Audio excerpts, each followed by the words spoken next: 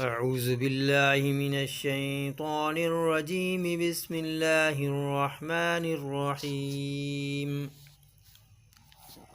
إذا زلزلت الأرض زلزالها وأخرجت الأرض أثقالها وقال الإنسان ما لها يومئذ تحدث أخبارها بأن ربك أوحى لها يومئذ يصدر الناس أشتاتا ليروا أعمالهم فمن يعمل مثقال ذرة خيرا يره ومن يعمل مثقال ذرة شرا يره.